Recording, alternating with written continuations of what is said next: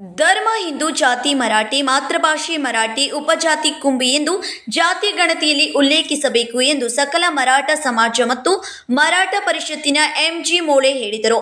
ಮಂಗಳವಾರ ಬೆಳಗಾವಿಯಲ್ಲಿ ಸುದ್ದಿಗೋಷ್ಠಿಯಲ್ಲಿ ಮಾತನಾಡಿದ ಅವರು, ರಾಜ್ಯ ಸರ್ಕಾರ ಸಾಮಾಜಿಕ ಶೈಕ್ಷಣಿಕ ಸಮೀಕ್ಷೆ ಕೈಗೊಂಡಿದೆ. ಸಾಮಾನ್ಯ ವರ್ಗಗಳ ಬಗ್ಗೆ ಆಯೋಗ ತೆಗೆದುಕೊಳ್ಳುವ ತೀರ್ಮಾನಕ್ಕೆ ನಾವು ಬದ್ಧರಿದ್ದೇವೆ ಎಂದರು. कर्नाटक सरकारतर्फे शैक्षणिक जाती समीक्षा जी होणार आहे त्या दृष्टीने प्रचार आणि प्रसार करण्यासाठी म्हणून आज बेळगावमध्ये मोहिते साहेब आले. बाकी सर्व मराठा समाजाचे सर्व पक्षात कार्य करणारे सर्व आम्ही मराठा नेते एकत्रित जमलो. येणाऱ्या काळामध्ये जनजागृती कशी व्हावी व प्रत्येक घरोघरी आपण कसं पोहोचावं या दृष्टीतून विचार विनिमय झाला आहे.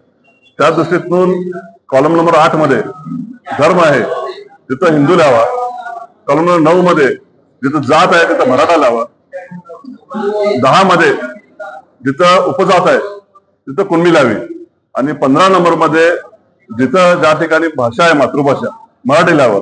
असं कर्नाटकामध्ये ज्यावेळेला आम्ही संपूर्ण कर्नाटकातील नेते एकत्रित जमलो होतो त्या निर्णय घेण्यात आला आहे. त्या निर्णयाचं अनुसरून आज इथं आम्ही देखील पत्रकार परिषदेतून सर्वांना सांगण्यात आलं आहे. उद्यापासूनच बेळगाव जिल्ह्यामध्ये पूर्ण राज्यामध्ये जितकं म्हणून आपला मराठा समाज आहे त्या ठिकाणी पत्रक पोहोचवून घरोघरी जनजागृती करणार आहे. ज्यावेळेला घरात कोण एक व्यक्ती असेल त्यामुळे ते जे ऑफिसर्स असतील ते केव्हाही येऊ शकतात.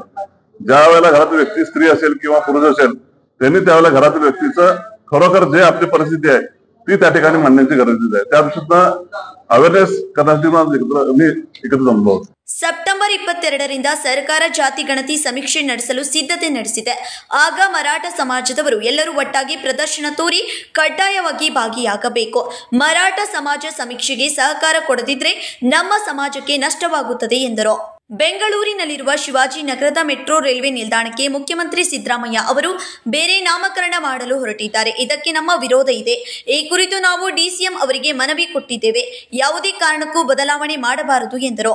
ಬಿಜೆಪಿ ರಾಜ್ಯ ಉಪಾಧ್ಯಕ್ಷ ಅನಿಲ್ ಬೆನಕೆ ಮಾತನಾಡಿ, ರಾಜ್ಯದಲ್ಲಿ ಜಾತಿ ಗಣತಿ ಆರಂಭವಾಗಿದ್ದು ಎಲ್ಲರೂ ಕಡ್ಡಾಯವಾಗಿ ಮರಾಠ ಸಮಾಜದವರು ಭಾಗಿಯಾಗಬೇಕು ಎಂದರು. विशेष करून बेळगावमध्ये जनजागृती करण्यासाठी पत्रकार परिषद होती आणि त्यामध्ये मला वाटतं तुम्ही मुळे साहेब आहेत, गिरज जाधव आहेत, युवराज कदम आहेत, यांनी बाकी सर्व लोक आम्ही जमायचं गुरुवर साहेब आहेत. सगळे जमायचे कारण म्हटल्यानंतर मुळे साहेबांनी सांगितल्याप्रमाणे जवळजवळ 50 लाखाच्या पेक्षा जनता जास्त आहे.